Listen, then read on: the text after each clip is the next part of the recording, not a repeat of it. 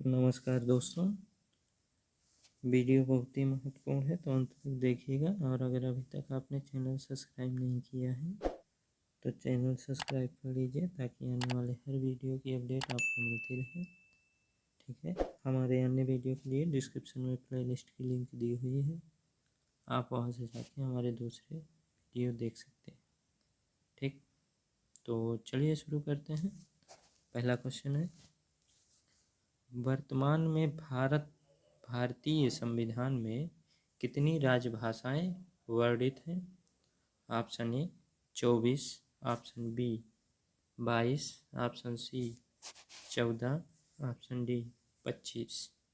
ठीक है, तो 10 सेकंड का समय लीजिए, सोचिए भारतीय संविधान में कितनी राजभाषाएं वर्णित हैं, फिर देखते हैं सही उत्तर क्या है। ठीक है,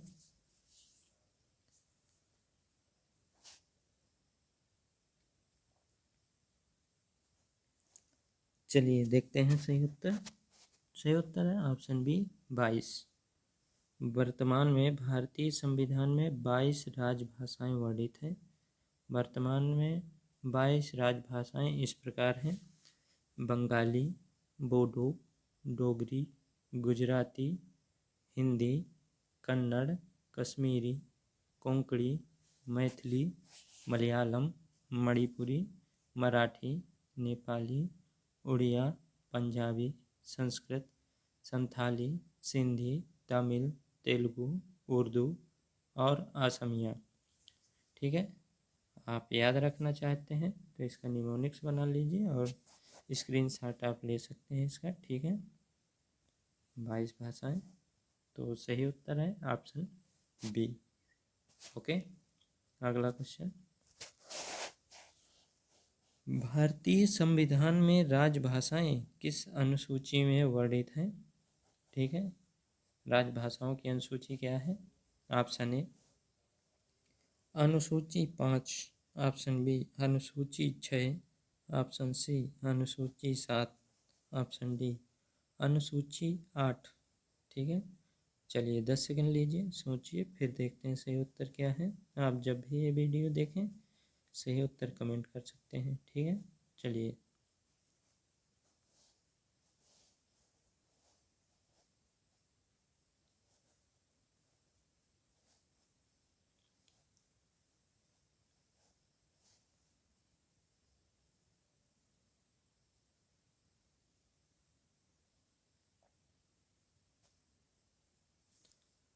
आइए देखते हैं। सही उत्तर है ऑप्शन डी 8वीं अनुसूची, अनुसूची 8।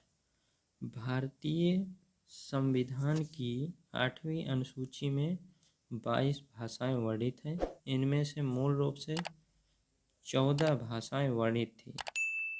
वर्ष 2003 में मैथिली, डोगरी, बोडो और संथाली भाषाओं को 8वीं अनुसूची में जोड़ा गया था।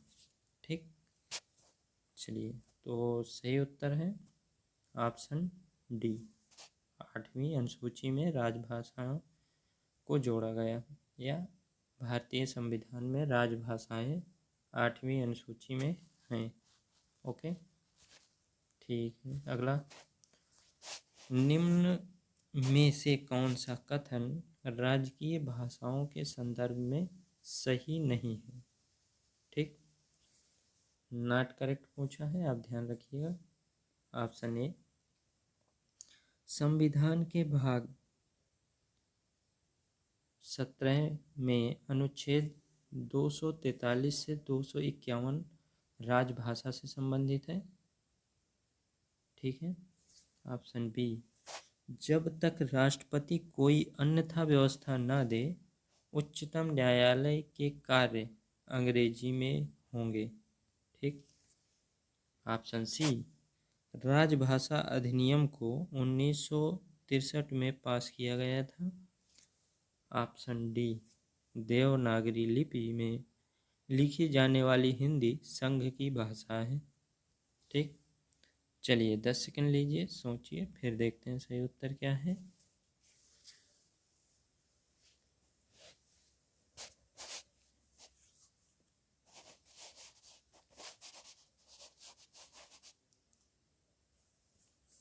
ओके, चलिए देखते हैं। सही उत्तर है ऑप्शन बी। जब तक राष्ट्रपति कोई अन्यथा व्यवस्था न दें, उच्चतम न्यायालय के कार्य अंग्रेजी भाषा में होंगे। ओके, जब तक संसद, ये इनकरेक्ट था, आपसे इनकरेक्ट ही पूछा गया था। ठीक है, तो ये राष्ट्रपति नहीं, संसद। जब तक संसद कोई अन्यथा व्यवस्था न दें, उच्चतम न्यायालय और उच्च न्यायालय के कार्य अंग्रेजी भाषा में ही होंगे। ठीक, तो ऑप्शन बी इनकरेक्ट है, इनकरेक्ट ही पूछा गया था। ठीक, बाकी सब सही है। ओके, अगला क्वेश्चन। अगला क्वेश्चन है, निम्न में से कौन सा अनुच्छेद सुमेलित नहीं है? ठीक है, अनुच्छेद 343 संघ की राजभाषा बताता है। अनुच्छेद ऑप्शन बी, अनुच्छेद 344 भाषा पर सांसदीय समिति एवं आयोग के बारे में बताता है। ऑप्शन सी, अनुच्छेद 345 राज्य की राजभाषा। ठीक है, और ऑप्शन डी 351 उच्चतम न्यायालय और उच्च न्यायालय के लिए राजभाषा के बारे में बताता है। तो इनकरेक्ट पूछा है, सुमेलित नहीं है। ठीक है, आप ध्यान से क्वेश्चन पढ़िए और आंसर चूज करिए और कमेंट करिए, फिर देखते हैं सही उत्तर क्या है।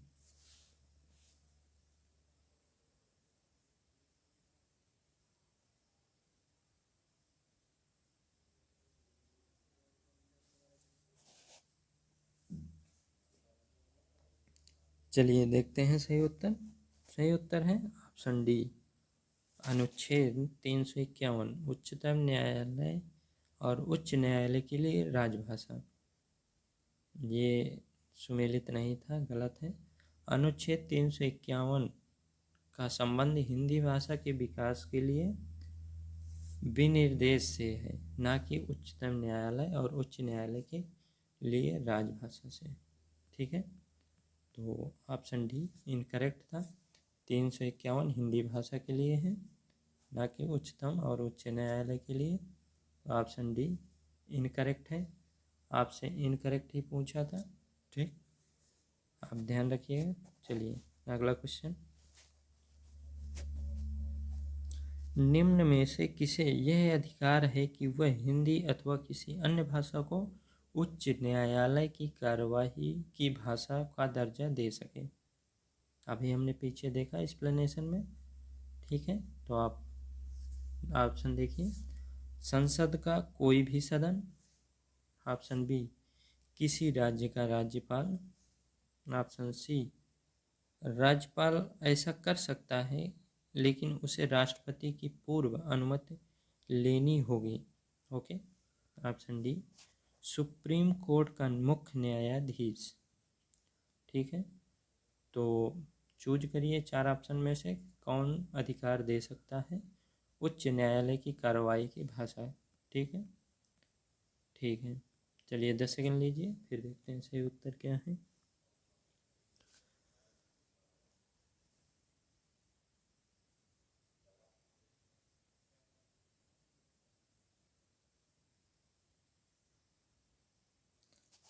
चलिए देखते हैं, सही उत्तर है ऑप्शन सी, राज्यपाल ऐसा कर सकता है लेकिन उसे राष्ट्रपति की पूर्व अनुमति लेनी होगी।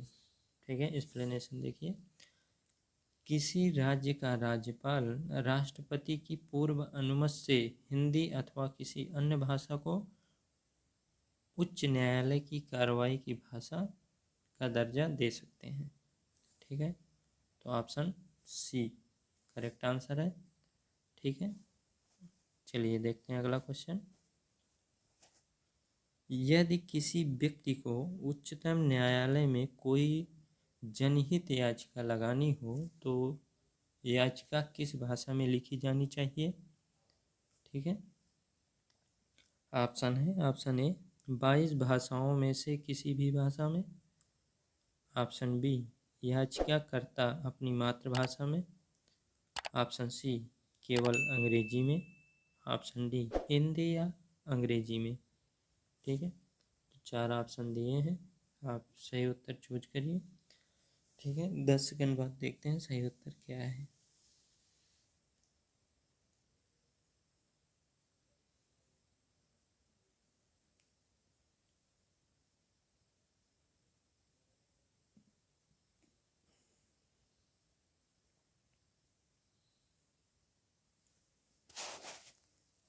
चलिए देखते हैं, सही उत्तर है ऑप्शन बी, याचिकाकर्ता अपनी मातृभाषा में। ठीक है, व्याख्या या एक्सप्लेनेशन। संसद ने उच्चतम न्यायालय में हिंदी का प्रयोग के लिए कोई व्यवस्था नहीं की है, अतः उच्चतम न्यायालय केवल उन्हीं याचिकाओं को सुनता है जो कि अंग्रेजी में हो। ओके, तो ऑप्शन बी, याचिका अपनी मातृभाषा में दे सकते हैं। ठीक, अगला क्वेश्चन, निम्न में से कौन सुमेलित है। ठीक है, राज्य दिए हैं, राज्य की भाषा दिए हैं।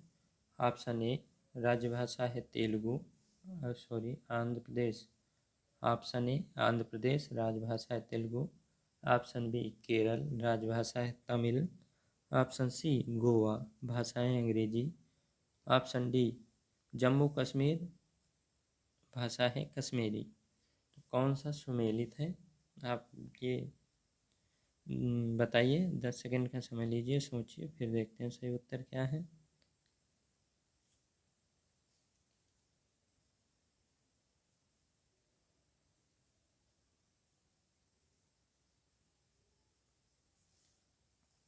चलिए देखते हैं, सही उत्तर है आंध्र प्रदेश तेलुगु।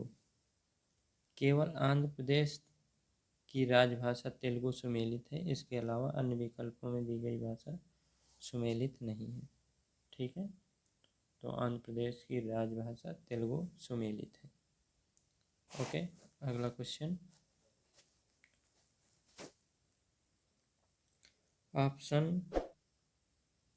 अगला क्वेश्चन है, अरुणाचल प्रदेश में कौन सी मुख्य क्षेत्रीय भाषा है। अरुणाचल प्रदेश की मुख्य क्षेत्रीय भाषा। Option A, Asamiya. Option B, Bodo. Option C, Angrezi. Option D, Dogri. ठीक है, चलिए 10 सेकंड लीजिए, सोचिए और सही उत्तर आप कमेंट करिए, फिर देखते हैं सही उत्तर क्या है।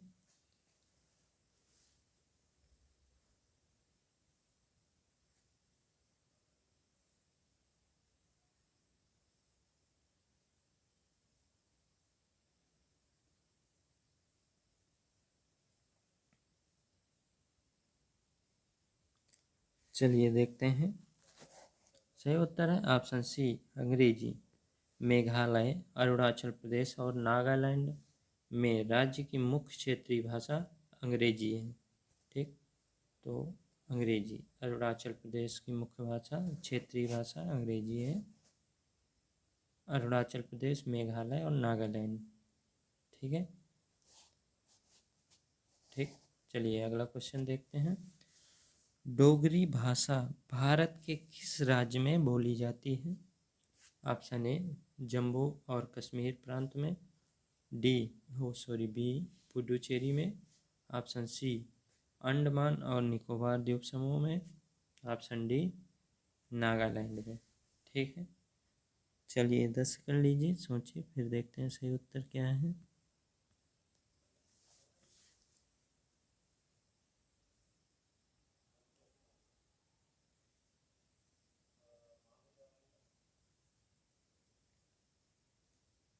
चलिए देखते हैं, सही उत्तर है ऑप्शन ए, जम्मू और कश्मीर प्रांत में। डोगरी एक्सप्लेनेशन देखिए, डोगरी भारत के जम्मू और कश्मीर प्रांत में बोली जाने वाली एक भाषा है। वर्ष 2003 में इसे 92वें संविधान संशोधन अधिनियम द्वारा भारतीय संविधान की 8वीं अनुसूची में शामिल किया गया था। ठीक, तो करेक्ट आंसर है ऑप्शन ए। ठीक है, ओके, अगला क्वेश्चन, निम्न में से कौन सी भाषा भारतीय संविधान की 8वीं अनुसूची में वर्णित नहीं है। पहला क्वेश्चन देखे थे। 22 भाषाएं हैं 8वीं अनुसूची में, एक एक का नाम देखे थे। चलिए बताइए, इन 4 ऑप्शन में से कौन सी भाषा 8वीं अनुसूची में नहीं है।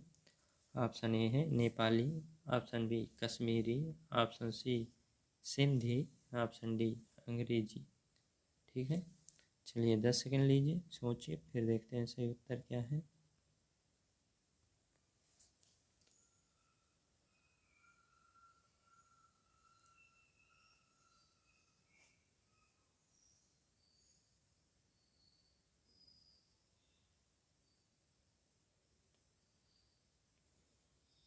ओके, चलिए देखते हैं। ऑप्शन डी अंग्रेजी। अंग्रेजी भाषा भारतीय संविधान के 8वीं अनुसूची में वर्णित नहीं है। ठीक है,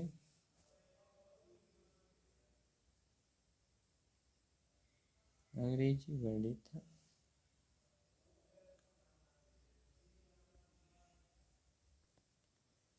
चलिए ठीक है, तो ऑप्शन डी अंग्रेजी करेक्ट आंसर है। ठीक है,